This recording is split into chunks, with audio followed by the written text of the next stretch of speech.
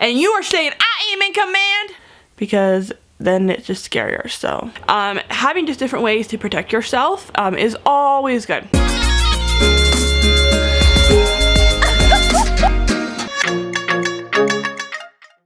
Welcome back to my channel. Hope you're having a great day, a great night. My name is Brianna, and today we're going to be talking about having traveling solo safely.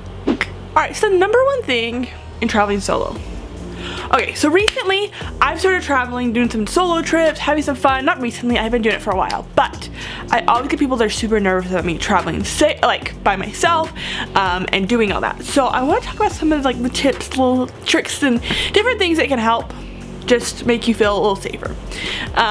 Number one, above all, you got to ensue confidence. If you're acting weak, if you are acting like scared or nervous, you become a victim and then you kind of show off. If you come into the situation and you are saying, I am in command, and you go for it, people will respect you for that, and you will be people won't want to mess with you because you're in control. You want to do that. So no matter what you are, even if you are scared to death, you act confident. It's just your number one thing. You gotta put off that persona, even if you don't feel it.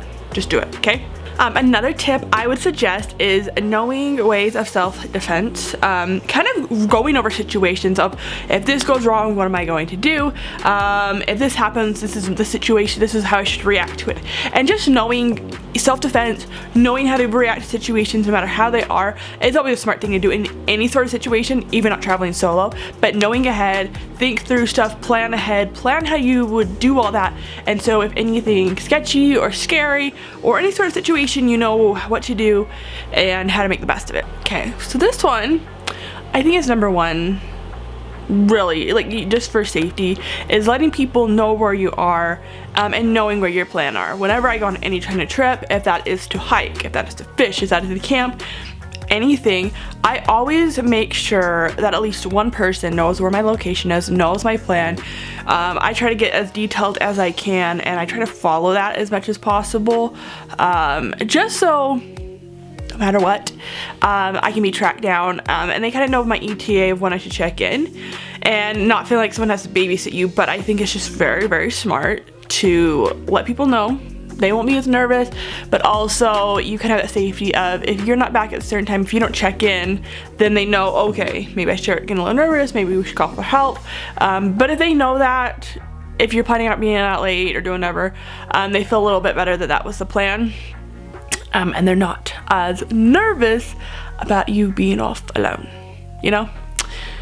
Another great thing to do is to get a dog, or maybe there's some other pet, but I would just recommend a dog because it's easiest. When you're traveling or doing anything solo, is having that little companion. Great, safety, all that. And they're cute. Dogs are amazing. Getting mine soon. Super excited. So, tell for the dog. One, they're kind of there. They deter anybody trying to come after you or do anything because they want easy targets. Number one thing you're traveling is you do not want to look like an easy target. You want to look like a hard target. So if you have a dog, just to protection, people don't want to mess with you, because if someone tries to attack you, the dog's gonna attack them. So you're letting other people know where you're going to be, but don't let strangers know what your itinerary is or where you're going, okay? Super safety thing. Even if you're traveling, you're eating out or whatever, and then you just tell someone, you're like, oh, I'm going here. Well, it's not really the safest, because you just don't know how they're going to react, who they could tell, or what they're gonna do. It's better safe than sorry of just telling something. Like, if sometimes in your thing you want to make conversation, be very general.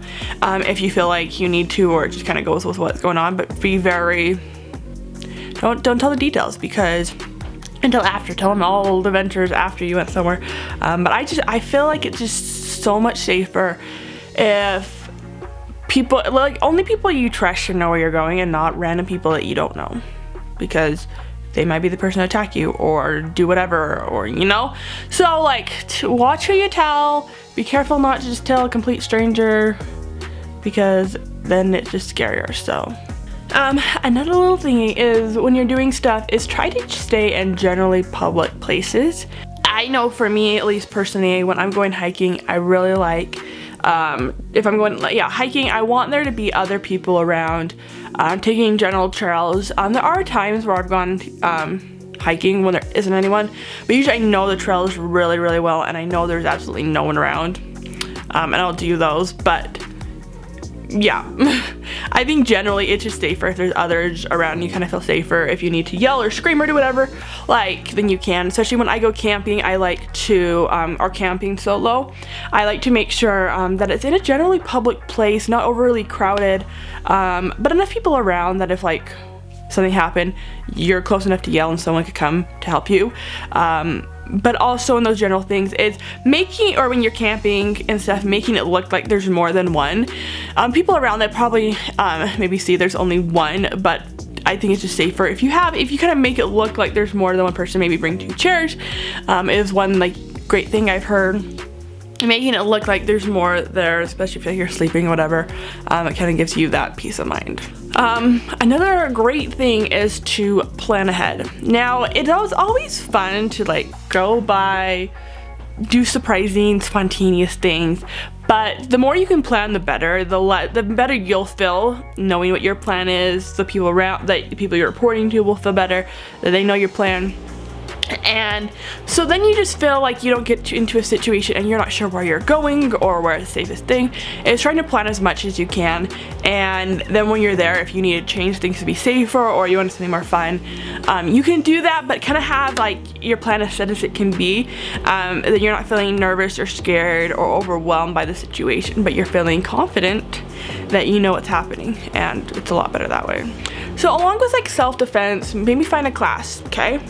Find a class of like for karate, jiu-jitsu, a self-defense class, have pepper spray, get a concealed carry, just kind of figure out what's available in your area, where you're going, what's legal, and just having those different ways, if not several methods, of ways of protecting yourself. I think it's always good, generally, like I'm talking for women, but people in general. Okay, we're gonna pause right here. Make sure you go subscribe if you haven't already and give this video a thumbs up. Thank you.